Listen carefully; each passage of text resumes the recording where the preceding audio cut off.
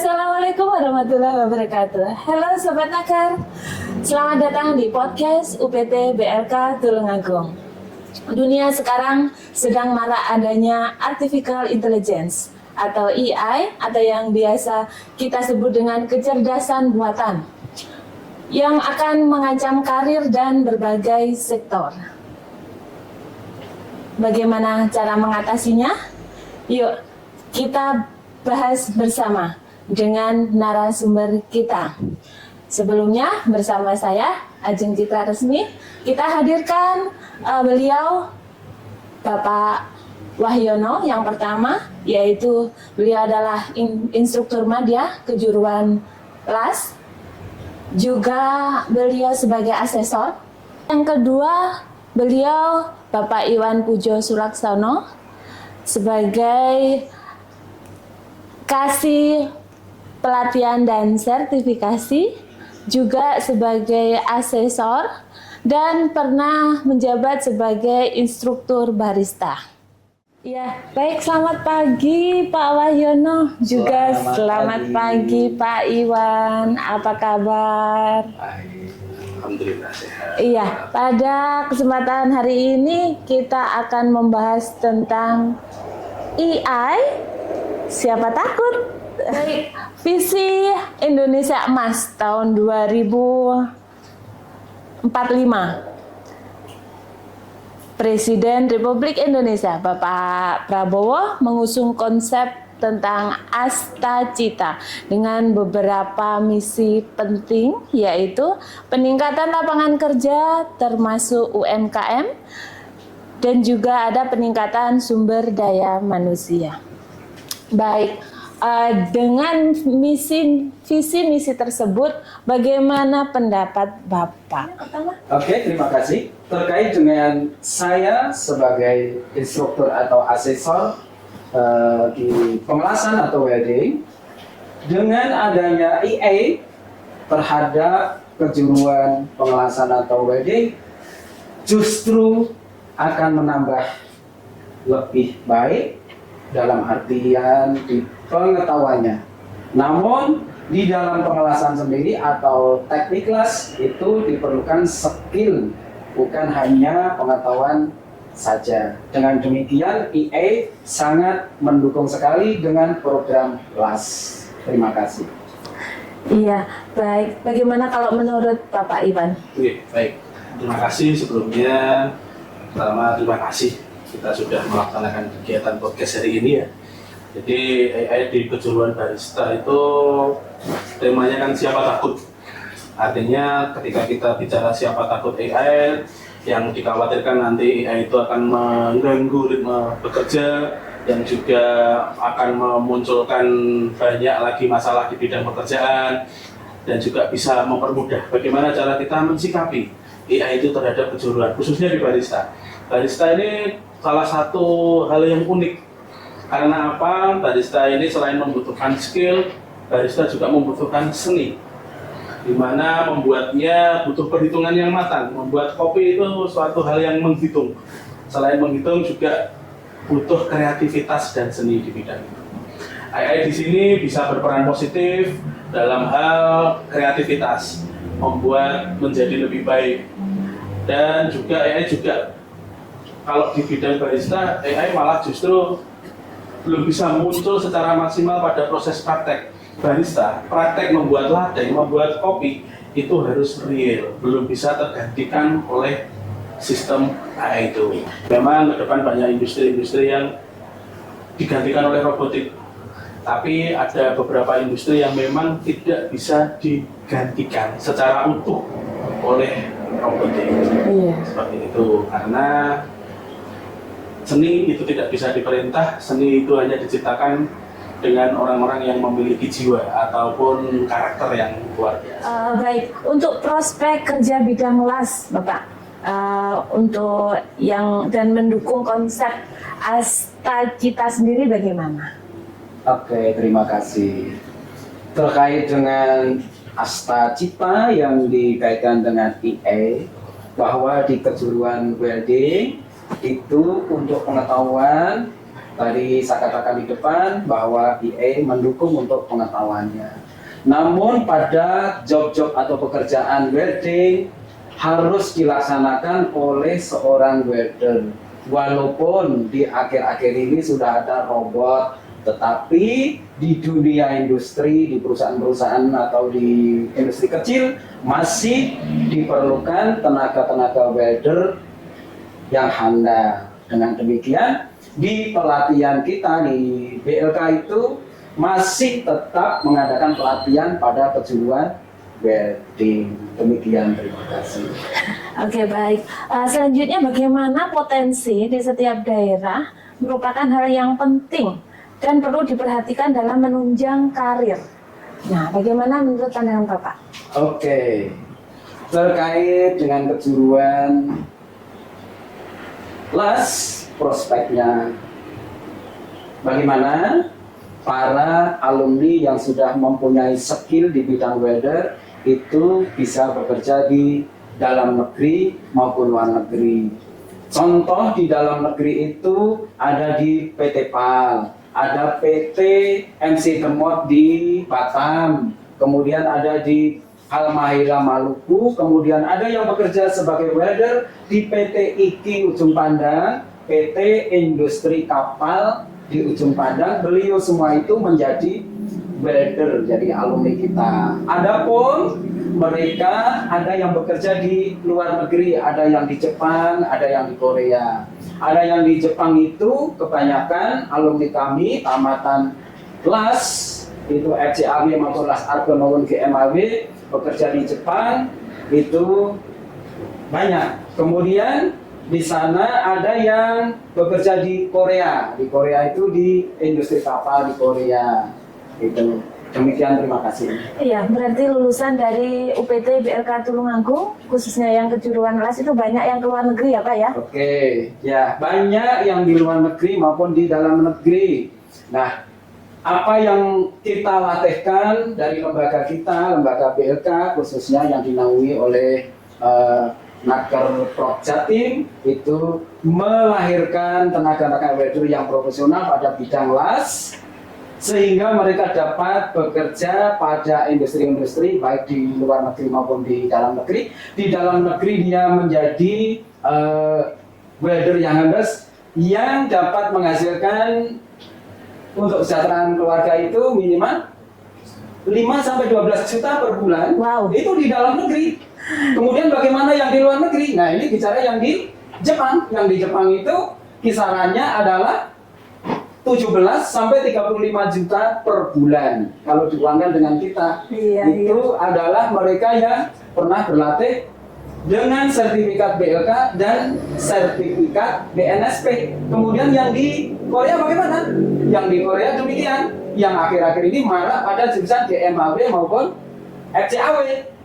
Kalau bicara di Korea, gajinya lebih tinggi lagi dibanding dalam negeri maupun di Jepang. Berapa kisarannya? Ya ada 24 sampai 45 juta per bulan yang dapat mereka luar biasa. hasilkan untuk Iya. mereka. Berarti bagi yang kompeten sudah ikut sertifikasi, yang mending keluar aja Pak ya? Oke, bisa. Iya, terima kasih untuk penjelasannya Bapak. Bagaimana kalau dari yang dari barista Bapak? Oke, baik, terima kasih. Kita garis bawahi ya, barista itu kopi. Iya. Kan orang bilang kalau barista itu tentang barista kopi, kafe, dan itu adalah habit masyarakat kita. Pada umumnya pagi mereka ngopi, siang mereka ngopi, malam mereka ngopi. Jadi kopi ini saat ini merupakan salah satu habit atau kebiasaan yang mungkin tidak bisa ditinggalkan. Dan ini juga tidak mengenal gender. Baik, iya, betul. Jadi bisa laki-laki, bisa perempuan, dan juga tidak mengenal usia. Anak kecil sekarang sudah es kopi, kapasitasnya seperti itu, dan juga nanti usia dewasa bahkan kakek nenek pun juga masih ngopi. Jadi kalau kita bicara kopi itu adalah hal yang sangat luar biasa. Habitnya orang Indonesia itu ya 70-80% itu ngopi. Iya. Dan barista ini salah satu peluang usaha, di mana apa? mulai dari yang harga 2.000 sampai ke harga 50 atau 75.000 per cangkir itu ada pasarnya untuk di kopi. Nah, peluang inilah yang membuat barista itu terus berkembang, di mana pangsa pasar yang luar biasa dan juga menjamurnya dunia kafe, perkopian, sehingga apa? Barista ini kalau melihat peluang kerjanya, ketika mereka bisa membuat usaha ini di level UMKM, sesuai dengan cita tadi mengembangkan UMKM itu bisa jalan. Dan juga ketika levelnya sudah meranjak ke level industri, perkopian, kafe, dan lain sebagainya, teman-teman alumni dari BLK-nya sudah mengikuti pelatihan barista seperti di bawah yang ada sertifikat pelatihan dan sertifikat dari Badan Nasional Sertifikasi Profesi, itu bisa digunakan untuk melamar ke perusahaan-perusahaan atau coffee shop yang sudah punya nama seperti Forestry dan juga ada Starbucks dan lain sebagainya. Tentunya kurikulum kita sudah menyesuaikan seperti hal itu. Nah, peluang kerja berikutnya sama halnya dengan di dunianya pengelasan, di dunia barista kita juga merambah ke luar negeri. Ini ada permintaan dari sebuah LPK yang memberangkatkan calon pekerja migran kita, tentunya di dunia formal ya, pekerjaan yang formal di Korea Selatan dan juga ada yang di kapal pesiar, itu juga membutuhkan tenaga ahli di bidang barista.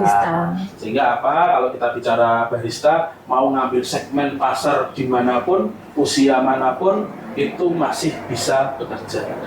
Bagi orang-orang yang mungkin tidak berani keluar negeri karena ABCD pengaruh bahasa dan lain sebagainya, mereka bisa di rumah itu membuat usaha ini. Tentunya dengan dibekali kemampuan skill di bidang barista. Nah, bagi mereka yang menginginkan tantangan lebih, bisa keluar negeri. Bagi yang mereka pengen mengembangkan dirinya, bisa bekerja di coffee shop. Sehingga saya mengira usaha barista ini ataupun kompetensi barista ini prinsipnya adalah tak lekang oleh waktu dan jadi sebuah kebiasaan masyarakat tentunya Indonesia dan pada khususnya adalah di Tulungagung yang terkenal dengan potensi kopinya, yaitu dengan jargon 1000 warung kopi. 1000 warung kopi. Masih warungnya, belum kafenya. Nah, kita bisa melihat itu potensi yang luar biasa bagi anak-anak kita yang nantinya akan berkarir ataupun memulai sebuah usaha di bidang barista. Tentunya kopi, barista identik dengan kopi. Meskipun nanti ada tambahan seperti mocktail dan lain sebagainya, itu juga masuk ke dalam materi atau pembelajaran di bidang barista. Iya, di UPT BLK Tulungagung sendiri itu sudah sebagai kejuruan yang favorit gitu ya Pak ya? Siap.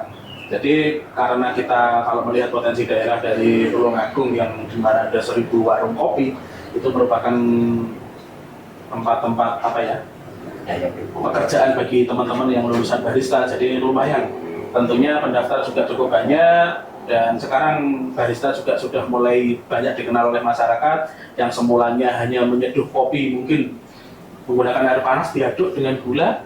Nah, ini kopi ini sekarang dinamis. Banyak banget jenis olahannya seperti V60, latte dan lain sebagainya. Di mana itu bisa meningkatkan nilai jual daripada kopi itu sendiri dan menambah nikmatnya kopi ketika diolah dengan berbagai metode atau berbagai cara. Dan di BLK Tulungagung kita mengajarkan semua itu. Baik, sungguh luar biasa UPT BLK Tulungagung ya. Iya, dari penjelasan tadi dari LAS dan barista itu jadi prospek kerja yang sangat luar biasa. Bisa diterima di dalam negeri dan juga di luar negeri, seperti itu. Sekarang misalkan lowongan kerja Pak, bagaimana dengan lowongan kerja yang ada di luar negeri? Lowongan kerja yang ada di luar negeri di bidang LAS. Oke. Untuk kesempatan kerja di luar negeri pada mereka alumnus welding jurusan LAS di BLK Tulungagung sangat terbuka secara luas. Itu yang pertama di Jepang, ikut pemagangan bisa, ikut bekerja bisa, kemudian Korea Selatan langsung bisa kerja. Kemudian yang baru-baru ini dibuka untuk kesempatan bekerja di luar negeri di Australia. Jadi dibuka kemarin dari Ibu Triningsih itu dari PT Aminya itu di Australia sedang dibuka. Namun harus bisa berbahasa Inggris. Nah ini Syarat wajib itu ya Pak ya, pasti. wajib, gitu. Jadi dengan demikian kesempatan bagi anak didik kita yang sudah lulus bersertifikat BLK maupun PNSP bisa digunakan untuk bekerja di luar negeri dimanapun yang dibutuhkan. Levelnya sudah oke, di mana levelnya untuk di LAS cocok, Baik. bisa masuk begitu. Luar biasa. Sama ini barista juga sama. Bisa ke luar negeri, mancanegara. Kalau melihat potensi Tulungagung ya, kita kebetulan PT BLK Tulungagung ini berada di daerah Ngunut ya, daerah Ngunut di salah satu pojok daripada Kabupaten Tulungagung.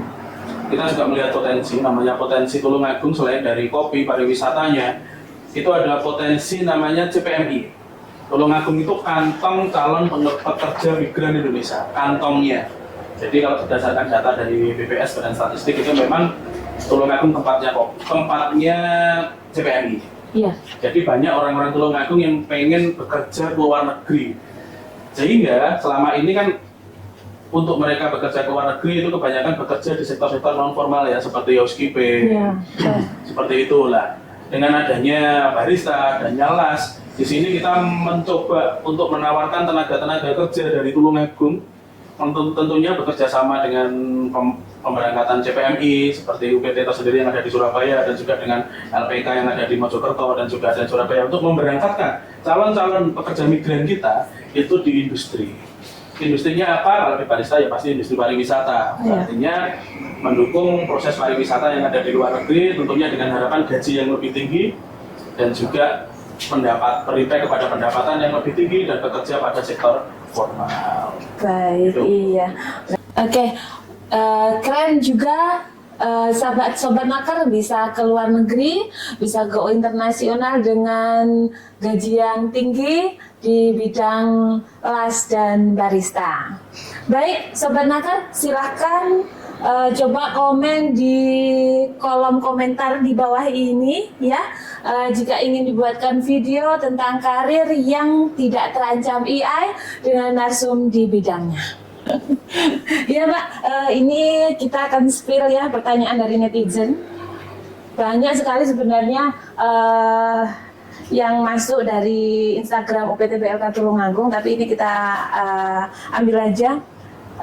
Ada dari Ed Mulyadi tanya, halo Min, saya lulusan SMK, sudah lama nganggur. Apa yang saya perlu lakukan agar cepat dan dapat kerja baik dalam atau luar negeri? Terus ada lagi dari RTVivu, Min, perlu upgrade skill nih, kira-kira di BLK bisa kah? Ya kayak gitu. Gimana Bapak? Bisa dijawab? Menyimak dari tanggapan akun Mulyadi dan akunnya siapa tadi? Vivivo. Vivivo tentang tamatan SMK yang kurun waktu lama dia nganggur begitu ya? Betul. Nah, itu bisa datang ke BLK yang pertama-tama mencari informasi tentang pelatihan yang akan dilaksanakan, kemudian apa yang sesuai dengan hobi dan kemauan Mas Mulyadi tadi ya? Iya. Tuh. Kalau mereka sesuai dengan yang dipilih, misalkan di LAS ya, kalau SMK biasanya LAS ya, SMK itu di LAS, jadi bisa dilatih di kejuruan LAS dalam kurun waktu yang ditentukan. LAS itu ada bermacam-macam, ada LAS listrik atau SMAW, ada LAS FCAW, ada LAS DMAW, orang luar itu di umum nyebutnya LAS CO2, kemudian LAS Argon. Nah yang lagi marak Mas Mulyadi tadi, saya arahkan ke LAS listrik atau FCAW. Mengapa? Karena di FCAW itu bisa ke luar negeri, bisa membuat kapal ya. Kalau SMAW bisa untuk usaha mandiri, bisa ikut konstruksi, bisa membuat kapal juga di PT PAL atau di PT IKI atau di PT Motormot di Batam. Nah itu bisa, itu yang laki ya. Kalau perempuan bagaimana? Kalau perempuan bisa. Ada perempuan ya Pak ya? Ada perempuan, Oh, tetapi iya. yang badannya yang Profesional. bukan yang Profesional sesuai dengan di bidangnya ya. bidang, teknik ya. Kemudian yang di pertanyaan kedua dari Vivivu Iya. ya, pertanyaannya apakah saya sudah punya keterampilan bisa upgrade kah? di-upgrade lagi. Nah, kalau di BLK itu namanya upskill ya. Upskill itu peningkatan lagi keterampilan yang lebih tinggi dibanding yang kemarin. Itu bisa dilaksanakan di BLK, namanya pelatihan atau pendidikan tingkat lanjut. Nah, kemudian pada tahun ini 2025 di pemerintah daerah Provinsi Jawa Timur mengadakan pelatihan tingkat lanjut, di mana yang tadi dari Vivivu tadi melakukan upskill bisa masuk di situ pada bidang LAS, SMAB, 6G atau LAS PIPA.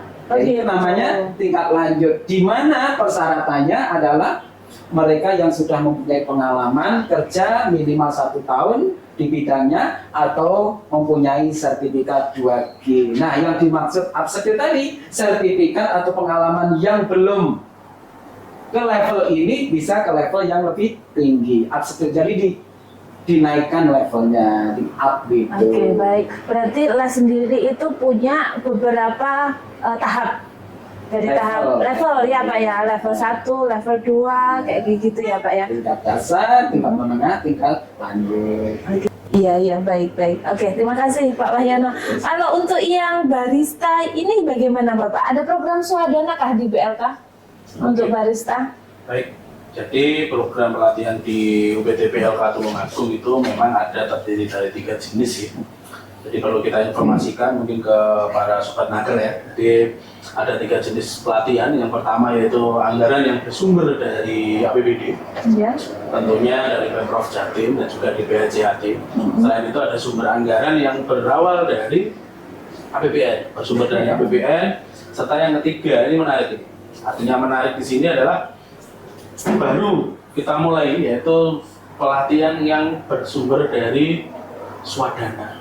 Siapapun boleh, baik ini pelajar, mahasiswa ataupun pencaker, itu bisa mengikuti yang namanya pelatihan swadana. Swadana di sini artinya adalah mereka mempunyai anggaran tersendiri, mempunyai minat dan bakat, serta mampu melaksanakan kegiatan pelatihan. Ini lebih fleksibel, artinya lebih fleksibel adalah menyesuaikan bagaimana anggaran berapa yang dimiliki, serta kejuruan apa yang diinginkan.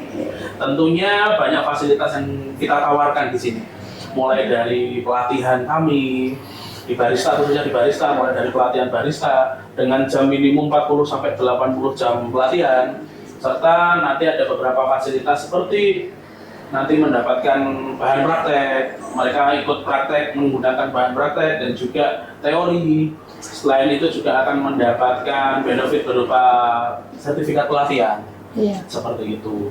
Nah, selanjutnya teman-teman apabila menginginkan fasilitas, di sini juga ada fasilitas asrama, ada kantin, ada aula dan lain sebagainya. Yang itu bisa digunakan kerjasama kita dengan metode pelatihan swadana. Tentunya untuk biaya, monggo silahkan datang mungkin ya ke kios kita atau yang lebih dikenal dengan Siap Kerja sebagai sumber awal, di mana informasi nanti berawal dari situ. Bisa juga langsung ke kantor, kita bisa merembukan apa yang diinginkan oleh teman-teman untuk pelatihan swadana. Tentunya kejuruannya cukup banyak, di sini ada 30 program pelatihan. Wow, banyak sekali ya Pak ya. Program pelatihan. Itu bisa swadana semua Pak? Insya Allah semuanya bisa. Dan itu nanti silahkan datang ke kita untuk informasi lebih lanjut terkait. Mungkin yang pertama jadi urgensi adalah biaya. Yang kedua adalah berapa waktu pelatihannya.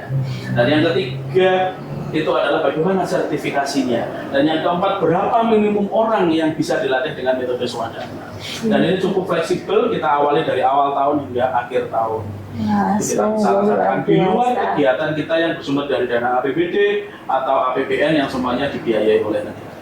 Karena kita tahu tidak semua orang memiliki waktu yang panjang, tidak semua orang mau untuk seleksi bersama. Tentunya kalau pelatihan yang dibiayai oleh negara, memang posisinya pelatihan ini free, dibiayai oleh negara, gratis ya. Kita tidak bilang gratis karena apa? Di luar dari ini swadana. Bagus pelatihan kita. Di luar dari swadana tadi ya. Seperti itu ya. Jadi bisa mengikuti pelatihan tersebut tentunya dengan koridor-koridor yang telah kita sepakati dan sesuai dengan aturan yang ada pada peraturan gubernur, sehingga kita tidak menyimpang dari aturan yang ada seperti itu. Oke, baik. Jadi siapapun kita izinkan, bahkan kalau next levelnya pengen sertifikasi yang lebih tinggi, artinya bukan sertifikat dari BLK saja.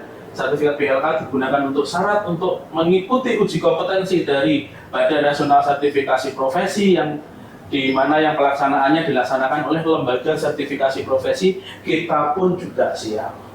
Luar biasa, UPT BLK Tulungagung. Iya, terima kasih Bapak atas pencerahannya juga ya. Jadi kita semua akan tahu Sobat Naker, untuk peluang kerja di bidang las dan barista yang semuanya tidak akan terancam AI di masa datang. Dan selanjutnya terkait untuk swadana, semua bisa mengikuti pelatihan apapun yang sudah diadakan di UPT BLK Tulungagung terkait swadana, bisa mendaftar juga, akan ikut sertakan di sana juga.